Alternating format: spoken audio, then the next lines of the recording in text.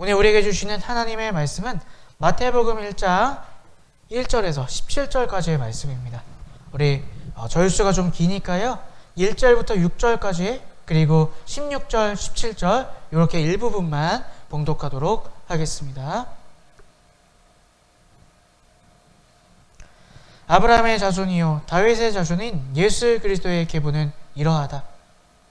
아브라함은 이삭을 낳고 이삭은 야곱을 낳고 야곱은 유다와 그의 형제들을 낳고 유다는 다말에게서 베레스와 세르를 낳고 베레스는 헤스론을 낳고 헤스론은 람을 낳고 람은 아미나답을 낳고 아미나답은 나손을 낳고 나손은 살몬을 낳고 살몬은 라합에게서 보아스를 낳고 보아스는 룻에게서 오벳을 낳고 오벳은 이새를 낳고 이새는 다윗왕을 낳았다. 다윗은 우리아의 아내였던 이에게서 솔로몬을 낳고 야곱은 마리아의 남편 요셉을 낳았다. 마리아에게서 그리스도라고 하는 예수가 태어나셨다. 그러므로 그 모든 대수는 아브라함으로부터 다윗까지 14대요 다윗으로부터 바벨론에 끌려갈 때까지 14대요 바벨론으로 끌려간 때로부터 그리스도까지 14대이다. 아멘. 오늘도 우리 예수님을 사랑하시고 주인 삼으셔서 함께 예배드리시는 여러분들을 환영하고 축복합니다. 지난 한 주 여러분의 삶에 눈앞에 여러 가지 일들이 있었겠지만 우리가 주목한 것은 눈앞의 상황이 아니라 여전히 우리와 함께 하시는 하나님의 바라봄으로 또 순간순간 결정과 선택의 순간에 하나님의 말씀을 선택함으로 그분이 주시는 기쁨과 평안이 넘친 여러분들의 한 주였기를 주님의 이름으로 간절히 바랍니다. 많은 그리스도인들이요 이제 신앙생활을 하다가 어려워하는 부분 중에 하나가 어떻게 우리의 삶 가운데 하나님의 뜻을 알 수 있느냐 이것에 대해서 많은 어려움을 갖습니다. 여러분 우리의 인생의 문제 가운데 우리의 삶 가운데 어떻게 하나님의 뜻을 알 수 있는 것일까요? 하나님께서 전래동화에 나오는 산신령처럼 이거 해라 이렇게 알려주실까요? 아니면은 마치 무슨 정신분열증 환자처럼 아무도 없는데 귀에서 뭐 이상한 소리가 들리고 그게 하나님 뜻일까요? 여러분 제가 결혼해서 아내랑 이제 한 가정을 이루며 살다 보니까요 많이 싸우게 돼요. 솔직히 말해서. 근데 왜 싸우느냐? 서로 자라온 환경이 다르기 때문이죠. 가정생활이 다르기 때문이죠. 나는 이게 당연히 맞고 당연히 옳은 것 같은데 또 제 아내는 그 아내가 당연히 옳고 맞는 것이 있다는 거죠. 근데 서로 맞다고 생각하는데 서로 다르니까요 많이 싸우더라고요. 여러분 근데 이 얘기를 왜 하느냐? 제가 우리 원가족, 우리 아버지, 어머니 그리고 제가 살던 그 가족에서 눈으로 보고 배웠던 것, 친밀하게 함께 지내면서 이런 상황에 우리 아빠는 이렇게 했고 우리 어머니는 이렇게 했고 그런 것들을 은연중에 다 깨닫고 내 마음속에 알게 되니까 아내와 함께 사는 가정에 우리 아버지가 안 계시고 어머니가 안 계셔도요 그분들이 하셨던 걸 그대로 따라하게 된다는 거죠. 여러분 하나님의 음성을 듣는다는 것, 우리의 삶 가운데 하나님의 뜻을 안다는 것도요 이와 마찬가지라는 것입니다. 하나님은 모든 것이 가능하세요 사실. 그래서요 아까 제가 장난식으로 말씀드렸던 것처럼 정말 산신령처럼 말씀하실 수도 있습니다. 그리고 정말 우리의 육의 귀로 들리게 말씀하실 수 있는 분이 하나님이세요. 하지만 하나님은 질서의 하나님이십니다. 자신 마음대로 그렇게 하시는 분이 아니라는 거예요. 우리에게 자신을 알리셨던 그 말씀 속에서 성경 말씀 가운데서 우리에게 말씀해 주신다는 것입니다. 그래서 뭐예요? 우리가 하나님의 뜻, 내 삶 가운데 하나님의 뜻을 알기 위해서는요 먼저 말씀 속으로 들어가셔야 된다는 거예요. 그 말씀 가운데 하나님이 어떤 분이시지? 하나님이 뭘 좋아하시고 뭘 싫어하시지? 이런 것들을 깊이 깨닫고 하나님과 친밀해질 때 마치 제가 원가족과 20년, 30년 함께 살면서 자동적으로 익혔던 것처럼 우리가 하나님에 대해서 자동적으로 알고 익혀질 때 내 삶 가운데 문제가 닥치고 선택의 순간에 하나님은 이걸 기뻐하시지, 하나님 뜻대로 사는 건 이거였지, 우리가 자동적으로 깨닫고 자동적으로 그리스도인답게 살아갈 수 있다는 것입니다. 그래서 뭐예요? 우리 먼저 말씀 속으로 들어가셔야 된다는 거예요. 그리고 하나님과 그 가운데 친밀해지셔야 한다는 것입니다. 말씀을 붙잡고요.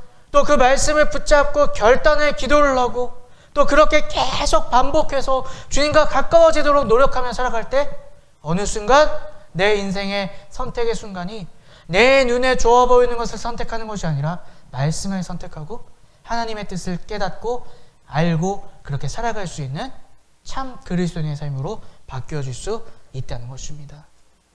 여러분, 성령 충만 헷갈리시면 안 돼요. 성령 충만하며 무슨 성령님이 갑자기 신비한 걸 알려주시고 이거 이렇게 해라 말해주시고 그것은 모르겠어요. 말씀 가운데 성령님도 하나님이시기 때문에 말씀을 통해서 그것이 풀릴 수 있고 그것이 해석되는 그런 역사만 성령께서 역사하시죠. 말씀 밖에서 마음대로 역사하시는 분이 아니라는 거예요. 할 수 있지만 하지 않으시는 분.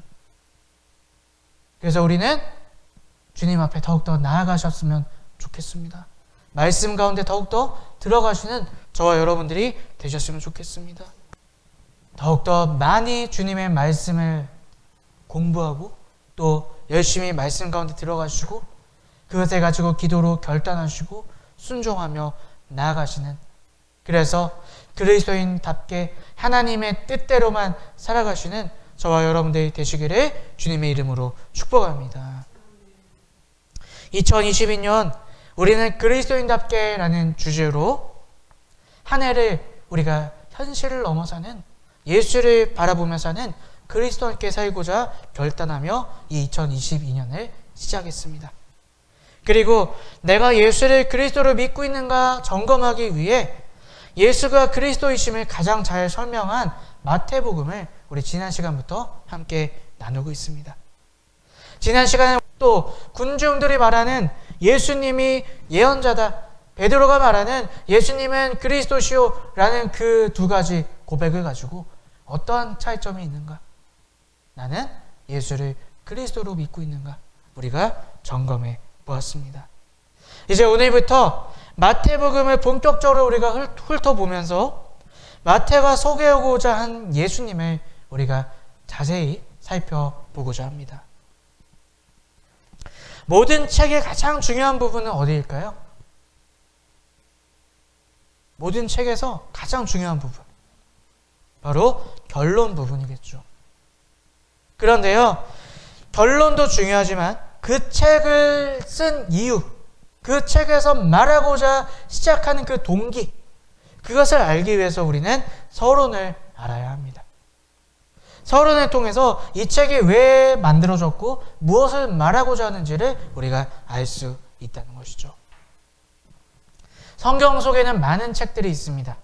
그리고 특히 사복음서 마태, 마가, 누가, 요한은요 바로 이러한 법칙에 적용되는 책이라고 할 수 있습니다. 무슨 얘기냐? 우리가 마태, 마가, 누가, 요한 1장 1절을 읽어보면요, 그 책이 왜 쓰여졌는지, 어떤 목적으로 쓰여졌는지 알 수가 있다는 것입니다. 우리 마가복음 1장 1장 한번 볼까요? 하나님의 아들 예수 그리스도의 복음의 시작은 이러하다. 자, 마가복음은 마가는 마가복음을 왜 썼을까요? 예수가 하나님의 아들이라는 것을 알려주기 위해서 썼다는 거예요. 그리고 쭉 16장에 걸쳐 그 이야기를 합니다. 자, 또 누가복음 1장 1절을 보면요, 우리 가운데 일어난 일들에 대하여 차례대로 이야기를 엮어내려고 손을 댄 사람들이 많이 있었습니다. 이게 무슨 얘기입니까?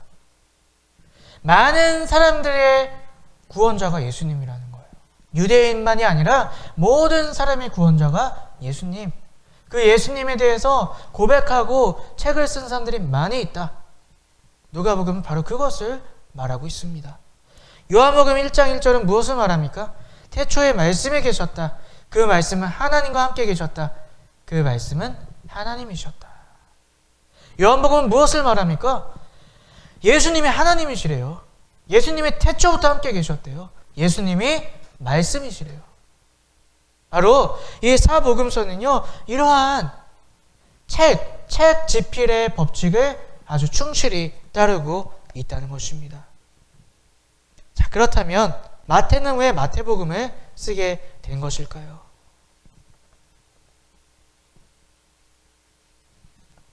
우리 오늘 본문 말씀 1절 말씀을 함께 읽어보겠습니다. 아브라함의 자손이요 다윗의 자손인 예수 그리스도의 계보는 이러하다. 아멘. 자, 마태복음을 보니까요, 1절 말씀에 무엇을 말하고 있습니까? 1장 1절에 보니까요, 갑자기 족보가 등장하고 있습니다. 그리고 그 족보를 이렇게 소개하고 있습니다. 예수 그리스도의 계보라. 이것을 다른 번역본에 보니까 예수 그리스도의 세계라 이렇게 말하고 있어요. 자, 이것은 무엇을 뜻하는 것일까요? 사전적 의미를 찾아보면 조상 때부터 내려오는 집안의 혈통, 역사 이런 뜻을 가지고 있고, 또 어떤 학풍이 계승되어 온 역사, 이것이 계보, 세계 이런 뜻을 가지고 있다는 것이죠. 다시 말해서 예수 그리스도가 주인된 혈통, 이것이 오늘 마태가 말하고자 하는 족보라는 거예요. 예수님께서 오셔서 완성된 족보, 마태는 그 족보 속에 대표적인 두 명의 인물을 소개하고 있습니다. 바로 아브라함과 다윗이죠. 왜 그 많은 족보에 나오는 인물들 중에 이 마태가 아브라함과 다윗의 자손이다, 예수님을 그렇게 소개하고 있는 것일까요? 먼저 다윗의 자손이다라는 것의 의미를 우리가 한번 살펴보고자 합니다. 먼저 예수님께서 다윗의 자손이라는 것은요, 예수님이 참 유대인이시고 구약에서부터 하나님께서 약속한 메시아가 바로 예수 그리스도이시다, 이것을 말하고 있는 것입니다. 고대 시대, 예수님께서 사셨던 그 시대, 그 이전 시대에 어떤 인물에 대한 전기를 쓸 때에 시작을 족보로 쓰는 것은 흔한 일이었다고 합니다. 그리고 그 사람이요, 어떤 왕이나 제사장이 되는 경우에는요, 그 자리에 오를 명분, 이 사람이 왕이 될 자격이 있습니다, 제사장이 될 자격이 있습니다 라는 것을 증명할 때에 족보를 많이 썼다고 합니다. 구약에서 메시아가 오실 때 누구의 자손으로 온다고 하나님께서 말씀하셨나요? 바로 다윗의 자손으로 온다고 말씀하셨죠. 마태는 그것을 증명하기 위해 예수 그리스도께서 다윗의 자손으로 오셨다라고 말씀하고 있는 것입니다. 또한 예수님의 족보는요, 이스라엘의 역사와 긴밀한 관계를 가지고 있다는 것이죠. 오늘 본문 말씀 17절 말씀을 함께 읽어보겠습니다. 그러므로 그 모든 대수는 아브라함으로부터 다윗까지 14대요, 다윗으로부터 바벨론에 끌려갈 때까지 14대요, 바벨론으로 끌려간 때부터 그리스도까지 14대이다. 아멘. 마태가 세 단락, 예수님의 족보를 세 단락으로 나눌 때에 이스라엘의 흥망성쇠, 중요한 그 기점을 마태가 나누고 있습니다. 그리고 14라는 숫자는요, 어때요? 7이 두 번 더해진 숫자죠. 7은 성경에서 완전을 뜻합니다. 완전의 완전이 바로 예수님의 족보, 예수님의 오심이 완전의 완전을 말하고 있다는 것이죠. 이 마태가요, 이 족보를 통해서 예수님이 이스라엘 역사와 함께 하신 참 유대인이고 그들이 기다린 메시아라는 것을 이 족보를 통해서 지금 말하고 있다는 것입니다. 그리고 이 족보에는 또 한 가지 의미를 가지고 있습니다. 사실은 이 마태가 오늘 우리에게 들려주는 족보는요, 그 시대의 문화로 봤을 때 틀린 족보예요. 관습상 맞지 않는 족보입니다. 무슨 얘기냐? 보통 이 시대의 팔레스타인 사람들이 쓰는 족보는요, 아버지가 있으면 장자, 또 그 장자의 장자, 그 장자의 장자로 이어지는 것이 족보의 원래 모습이라는 것이죠. 하지만 어떻습니까? 여러분 성경을 많이 읽어보신 분들은 이 마태의 족보를 보시면 이 사람이 첫째가 아닌데? 이 사람이 첫째가 아닌데? 이렇게 생각이 드실 거예요. 마태가 쓴 족보는요, 첫째 아들 중심으로 내려가는 족보가 아니라는 거예요. 그리고요, 이 마태의 족보를 잘 살펴보면요, 몇 명을 건너뛴 모습들도 보여지게 됩니다.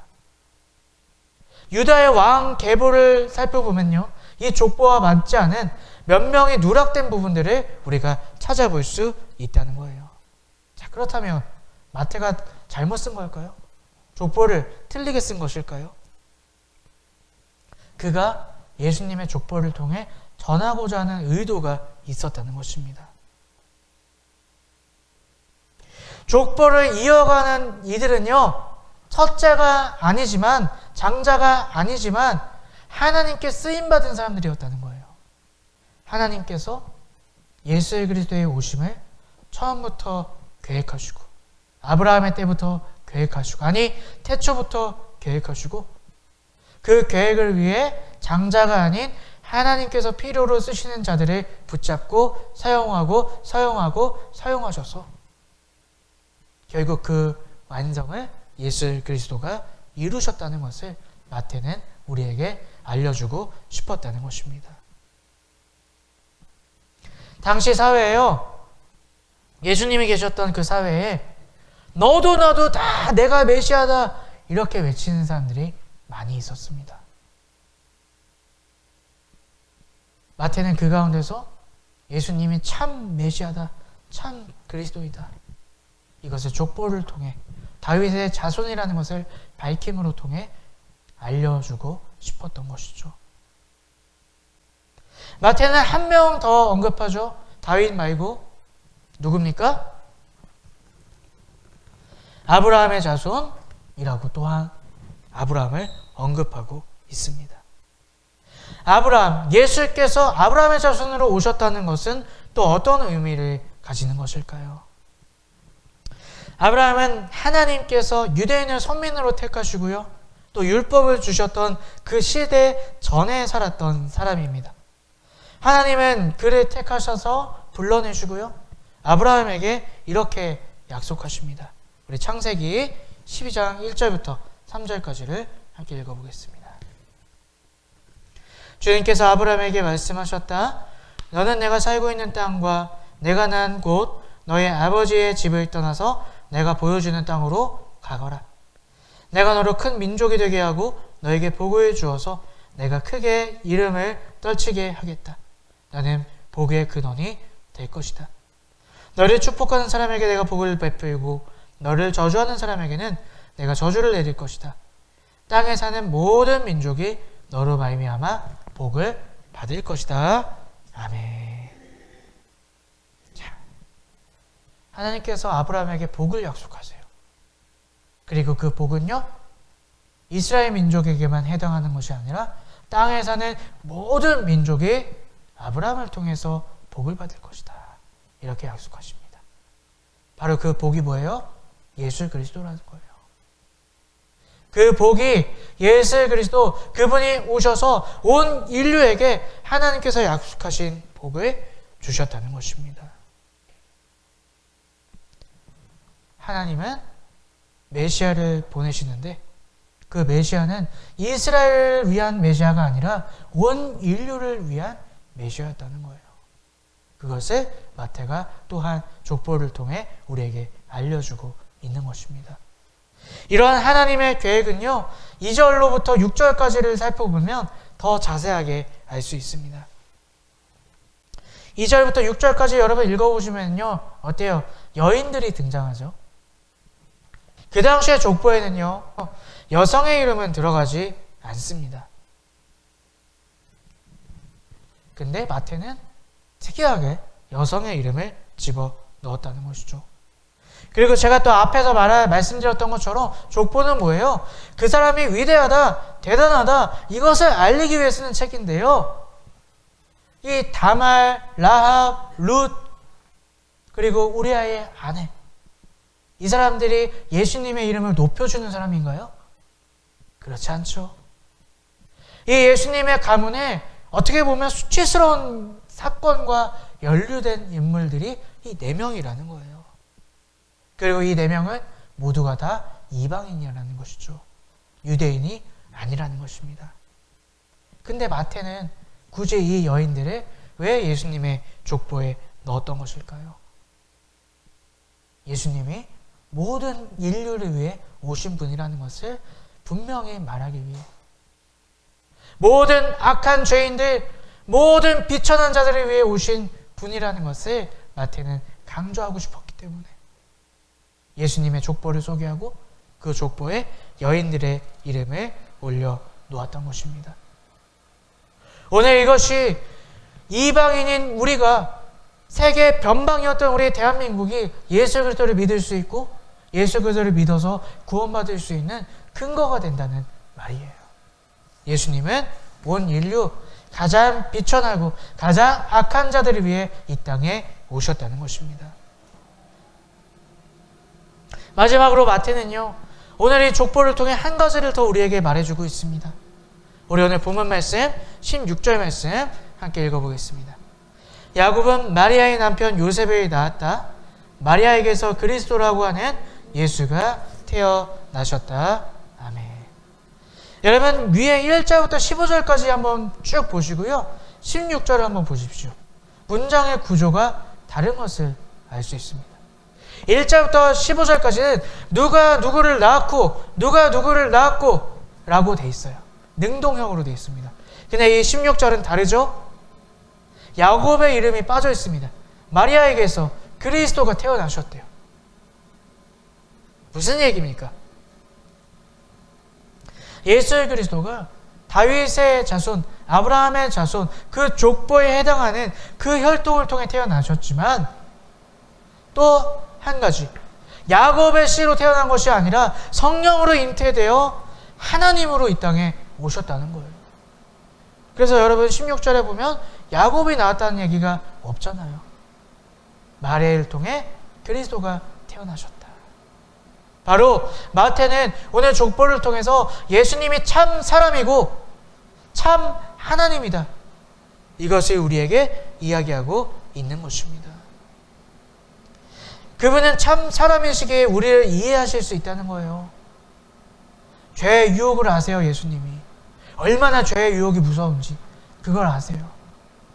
또 우리가 이 땅을 살아가면서 얼마나 힘들고 외로운지도 알고 계세요. 우리를 이해하실 수 있다는 거예요. 외경으로 분류된 도마복음을 보면요, 예수님의 어린 시절이 막 나와요. 거기 보면 예수님이 막 장난도 치십니다. 어린아이였던 예수님이 장난도 치시고요, 자기한테 뭐라고 막 욕을 하고 막 뭐라 그러는 사람을 굳어버리게도 만드세요. 네. 예수님도 우리와 같은 어린 시절을 겪으셨고 참 사람으로서 이 땅을 살아가셨다는 거예요. 여러분, 그러니까요, 우리 인생의 문제에 부딪힐 때, 우리가 외롭고 슬플 때 예수님을 의지하십시오. 예수님을 바라보십시오. 여러분, 와닿지 않으시죠? 근데 예수님 참 사람이셨다니까요. 우리를 이해하신다니까요. 그리고 우리가 예수님을 붙잡아야 될 이유가 뭡니까? 참 사람이시지만 참 하나님이시라는 거예요. 무슨 얘기입니까? 죄의 유혹도 받으시고요, 또 사람으로서 겪는 고통도 하시고요, 외로움도 하세요. 근데 참 하나님이셔서요, 그것을 극복하는 길을 예수님은 알고 계시다는 거예요. 유혹을 이기는 길을 알고 계세요. 외로움을 이기는 길을 알고 계세요. 나의 슬픔과 아픔을 극복하는 방법을 예수님은 알고 계시다는 거예요. 그래서 예수가 그리스도이시다, 마태는 그렇게 우리에게 설명하고 있는 것입니다. 마태는 족보를 통해 3가지를 우리에게 이야기하고 있습니다. 예수님은 참 유대인이시고 이스라엘이 기다리던 메시아이다. 하지만 유대인만의 예수님이 아니라 온 인류의 복의 완성이시며 온 인류를 위한 메시아로 오셨다. 그리고 마지막으로 예수님은 참 사람이며 참 하나님으로 오신 분이시다. 마태는 오늘 족보를 통해 우리에게 이러한 예수님을 소개하기를 원했던 것입니다. 그리고 이 모든 것을요, 십자가로 완성하시고 부활하심으로 오늘 우리에게 그 구원의 길을, 행복의 길을 열어주셨다는 것입니다. 그렇다면 오늘 우리는 이 위대하신 예수님을 예배하고 있는데, 이렇게 너무나 큰 계획과 너무나 큰 은혜를 가지고 너무나 큰 사랑을 가지고 오늘 우리 가운데 오신 예수님을 어떤 마음으로 예배하고 계십니까? 먼저 이 예수님을 예배하면서 진정한 그 놀라운 은혜에 대한 감동과 감사가 넘치십니까? 몸이 건조하게 예배하고 계시진 않으시나요? 예수님의 그 사랑, 예수님의 그 은혜가 너무나 익숙해져 버리진 않으셨습니까? 사람은 원래 익숙해지는 동물이기 때문에 어쩔 수 없는 걸까요? 여러분, 예수님은요, 우리가 예수님을 믿고 우리가 예수님을 영접하는 그때부터 끊임없는 놀라운 은혜의 길로 우리를 초대하십니다. 근데 그 끊임없는 놀라운 은혜를 어떻게 우리가 알 수 있을까요? 말씀으로 깊이 들어가시고 말씀을 사는 삶을 살아갈 때 우리가 보이지 않고 느낄 수 없는 그 놀라운 은혜 가운데 들어가게 된다는 것입니다. 근데 문제는 뭐예요? 왜 우리 신앙에 익숙해지고 몸이 건조해집니까? 그 예수님의 초대 가운데 들어가지 않기 때문이죠. 예수 믿고 영접했어요. 그럼 그 다음부터 뭐합니까? 내가 원하는 기도만 열심히 해요. 주님 이것 좀 이루어주세요. 주님 저것 좀 주세요. 주님 이거 좀 이렇게 해주세요. 하나님의 초대에 응하지 않는다는 거예요. 듣지 않는다는 거예요. 내가 하고 싶은 것만 계속 하다 보니까 어때요? 그 은혜가 식어버리는 거죠. 몸이 건조해지는 거죠. 예수님의 은혜가, 예수님의 그 사랑이, 그 놀라운 감동이 우리 마음 가운데 회복되어지는 저와 여러분들이 되시기를 주님의 이름으로 축복합니다. 어떻게 해요? 내가 원하는 것 좀 내려놓으세요. 그거 주님이 다 아신다니까요. 오늘 우리에게 내가 너의 짐을 책임져 주시겠다 말씀하시고 대신에 뭐예요? 나의 멍에를 함께 지자. 마태복음 11장에 말씀하시잖아요. 주님의 초대에 응하시는 여러분들 되시기 바랍니다. 그럴 때 우리를 위해 이 땅에 오신 그 메시아 그리스도 예수의 그 놀라운 은혜와 감격이 오늘 우리 마음 가운데 충만하게 넘치고 그 은혜로 우리가 이 세상을 살아갈 수 있게 될 줄로 믿습니다. 또한 우리가 점검해야 될 것, 그분의 참 사람, 참 하나님으로 믿고 계십니까? 오늘 내 문제를 의논하고 그분께 답을 구하고 계시냐는 거예요. 우리 너무 형식적으로 그냥 유명한 목사님 설교만 듣고 있고 그냥 일주일에 한번 예배당 가서 앉아있고, 지금은 뭐 잘 가지도 않죠. 유튜브로 예배 드리시고. 누구를 통해서 하나님 만나지 마시길 바래요. 내 삶 깊숙한 곳에 하나님은 함께 계십니다.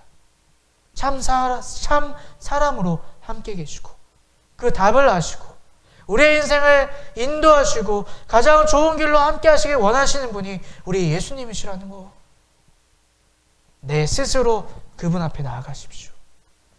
내가 그분과 직면하고 대면하고 그분께 내 삶의 문제를 물어볼 때에 우리의 삶의 길이 열리고 우리의 눈이 뜨이고 하나님을 참 사랑으로 참 하나님으로 우리가 믿고 나아갈 수 있게 될 줄로 믿습니다. 오늘 마태가 마태복음 처음을 시작하면서 바로 이러한 것들을 우리에게 알려주기를 원했습니다. 오늘 우리 예수를 믿는 그리스도인으로 이런 놀라운 은혜를 가지고 이 땅에 오신 예수님을 우리가 깨닫고 믿고 감사하며 그분을 진정 내 마음에 모시고 그분과 함께 살아감으로 말미암아 이 은혜를 누리며 예수를 그리스도로 믿으며 살아가시는 저와 여러분들 되시기를 주님의 이름으로 축복합니다.